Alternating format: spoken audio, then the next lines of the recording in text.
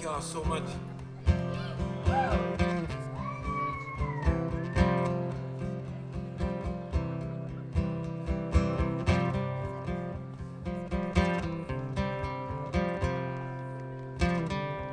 Just the other morning, I was hanging around at my house. I had that new book with all those pictures of Madonna naked in it. It's an old book now, but it's a new book then. Just then a friend of mine came through the door. Said she never pegged me for a Madonna fan for. Said she didn't ever want to see me no more. And I still don't know why. I think I'm an alright guy. I think I'm an alright guy. Just wanna live until I gotta die. No, I ain't perfect, but God knows I try. Think I'm an alright guy. Think I'm alright. I know I'm dirty and I know that I've smoked a shit ton of dope in my time.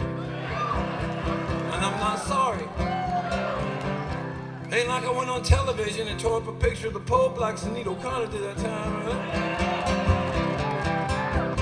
I know I get wild and I know I get drunk.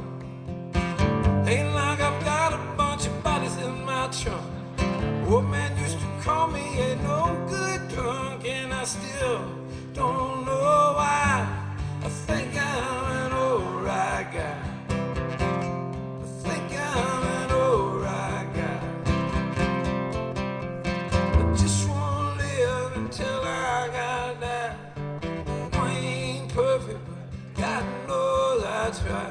Think I'm an alright guy. Think I'm alright. You know, when I first started doing this, I was playing at an open mic one time and I saw this guy named Aaron Allen, and he'd written some songs for Willie Nelson. So I asked him for advice on how to get better at making up songs. And he told me that if I kept my life in a situation where I could pack up everything that I had and move outside of wherever I was inside of 15 minutes, and that if I also kept my life in a situation, you know, where I'd be forced to execute that move every once in a while. You know.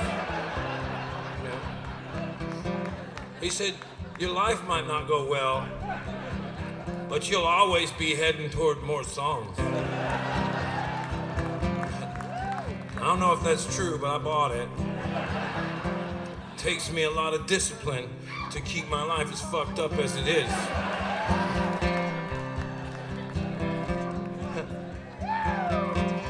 Time I was living with this girl named Paige, you know, and she was always, just a nag.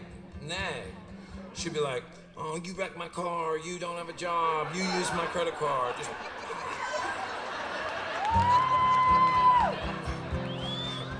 So, one time,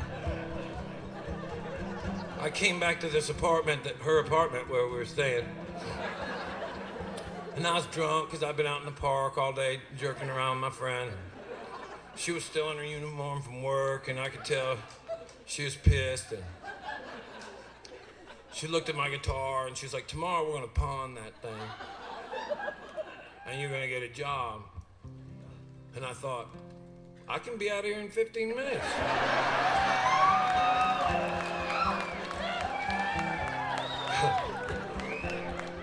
So I got in this old car that I had, and I started heading everywhere I could think of at the same time. And I was feeling bad, because when a musician loses his girlfriend, that means he's homeless too. So I was driving, wishing somebody could tell me that things were gonna be all right, when I saw a wreck ahead of me on the road. And I jumped out of my car and just started running towards them, not really thinking. And I got about halfway to them and I thought, you know, Snider, what the fuck are you gonna do for these people? Not a fucking thing, you know? But I could hear sirens in the distance. I knew somebody had already called the police, and I felt like I could at least be a good Samaritan and let them know things were gonna be okay. Which, shit, I wish somebody did that for me. So I ran over to that first car, and I said to that lady, "Are you okay?" And she said, "Yeah, I think I'm okay." And, you could hear the sirens and everything. So just being a good Samaritan, I was just, hey, you're gonna be all right. It felt good to be able to be the one that said that. And then I went over to the other car, and I said, "Are you all right?" And the lady was like, "Fuck no, I ain't all right." And I was like, "What's wrong with you?" And she didn't look like there was anything wrong with her, but she reached under her seat and pulled out this really big bag of marijuana. Like, you couldn't have argued that it was personal use. No way. And, I could hear those sirens in the distance, and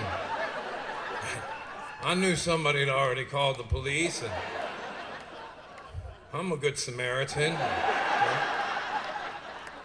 It made me feel really good to be able to tell that lady that things were going to be all right.